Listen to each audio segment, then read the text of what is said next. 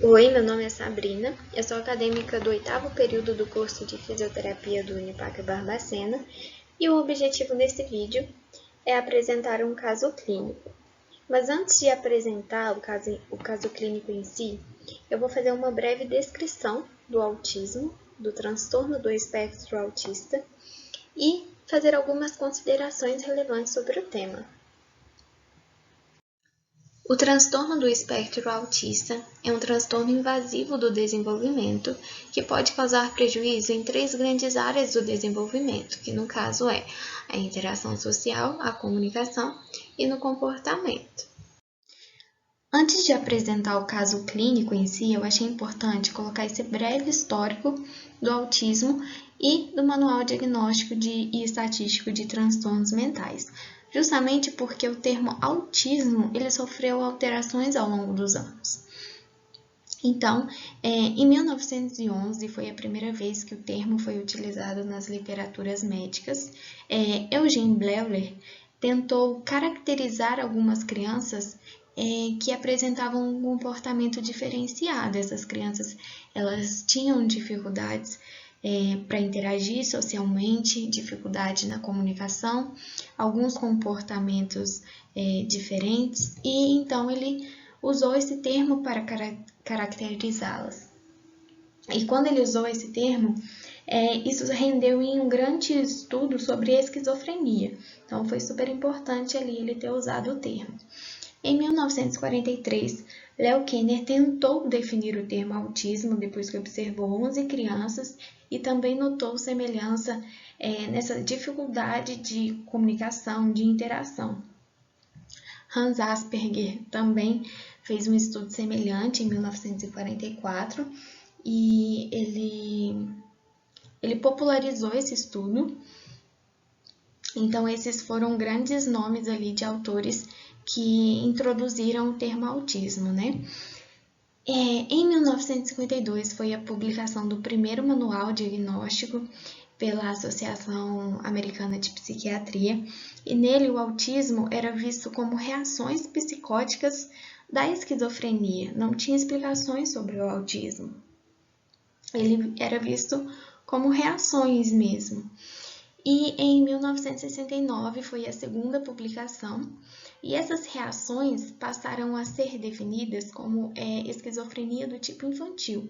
Então, ali, sintomas de autismo era visto como a esquizofrenia do tipo infantil.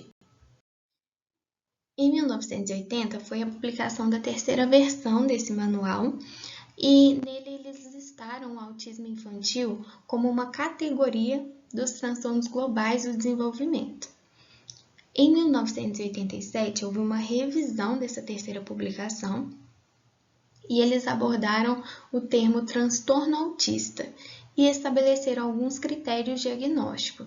Então, essa terceira publicação e a revisão, ela foi um marco, né?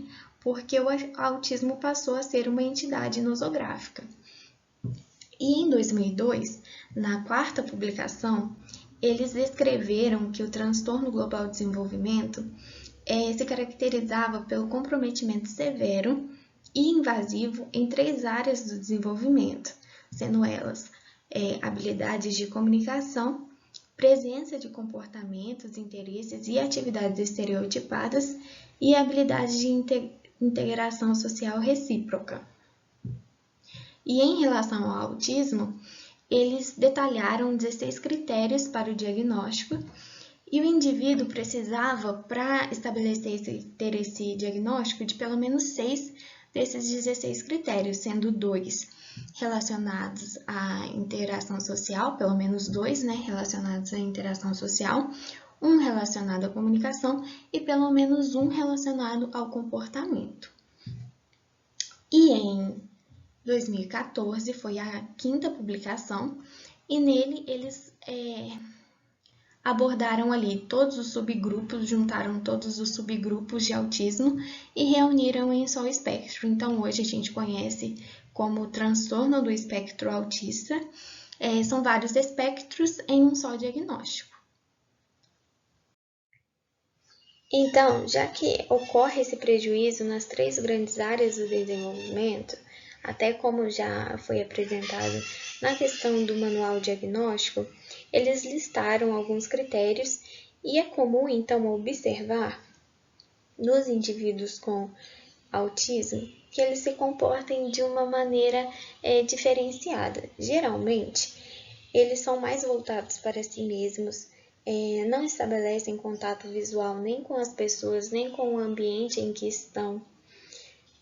Em relação à comunicação, eles não se comunicam de uma forma funcional, eles possuem dificuldades para se comunicar, não compreendem o sentido literal das palavras, não entendem metáforas, frases com duplo sentido. E sobre o comportamento, eles costumam ter movimentos estereotipados, repetitivos, por isso é fundamental um plano de tratamento para esses indivíduos e eu vou falar um pouquinho mais sobre isso agora.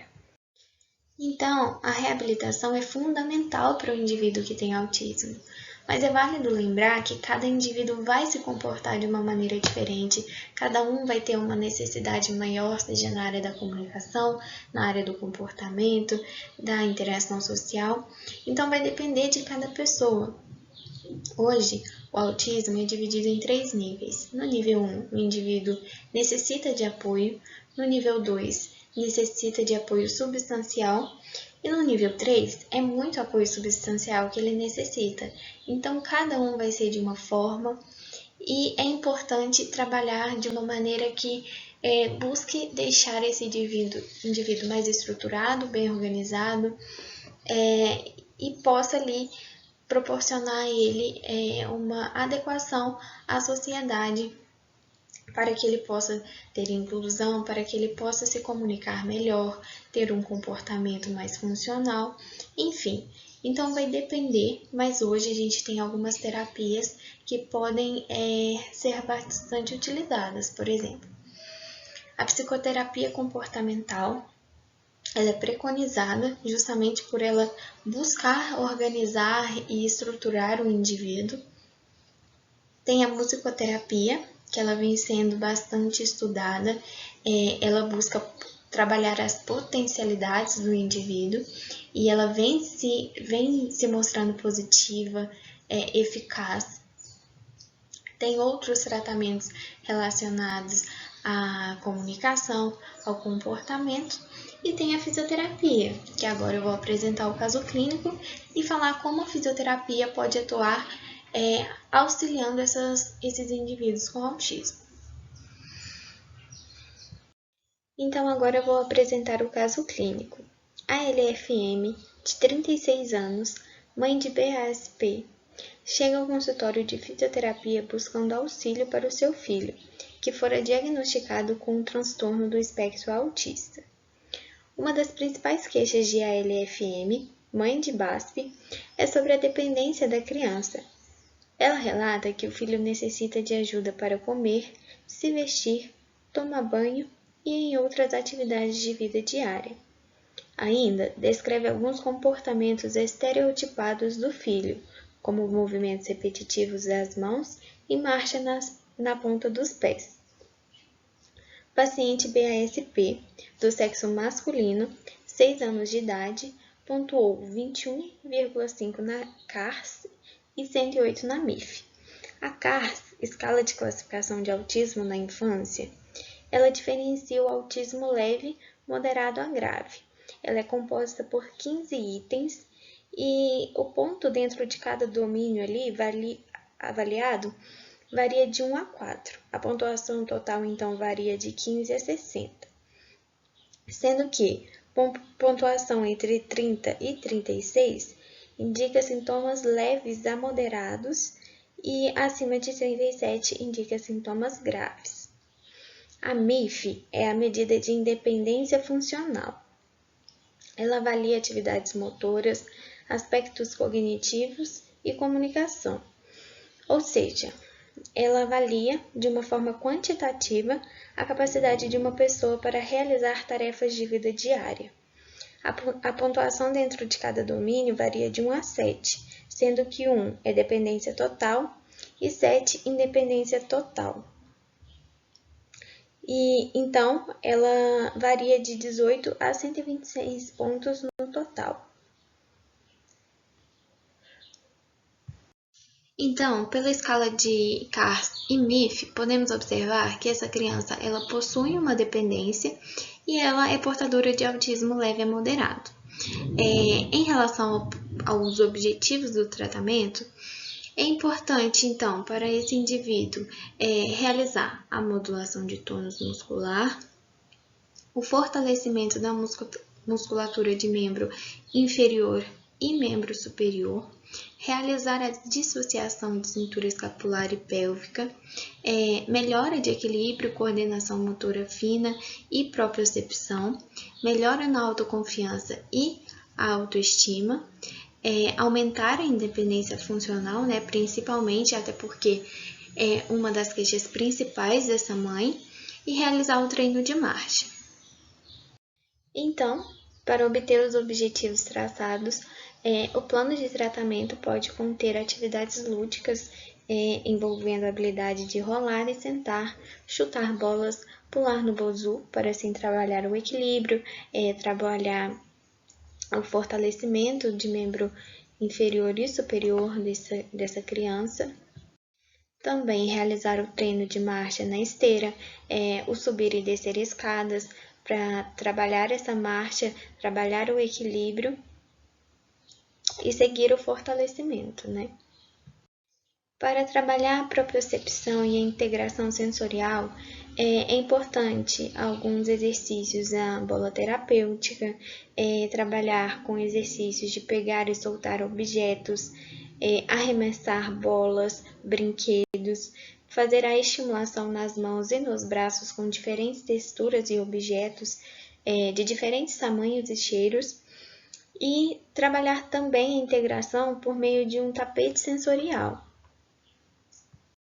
E pode ser utilizado também o método Bobat, que é utilizado para dar simetria ao corpo, trabalhar o tônus muscular, estimular equilíbrio e aprimorar a deambulação, entre outros efeitos positivos para essa criança. E aqui, só para finalizar, eu coloquei uma curiosidade bastante interessante, já que ultimamente nós podemos observar notícias como essas nas mídias. Há alguns anos, um pesquisador publicou um estudo relacionando a tríplice viral com o surgimento do autismo, com o desencadeamento do autismo. Um tempo depois, algumas pessoas foram comprovar o que tinha acontecido nesse estudo, foram investigar e repararam que tinha resultados equivocados. E aí perceberam que esse pesquisador ele foi movido a questões financeiras, ele alterou esse resultado, só que ficou essa impressão na sociedade e hoje a gente percebe esse movimento anti-vacina, essa resistência à vacinação e o que provoca uma ameaça à saúde mundial, já que casos de doenças que já estavam erradicadas estão retornando, como o sarampo, a varíola, a rubéola, enfim. E é por isso que eu peguei um artigo só para pontuar aí se é verdade ou não essa relação.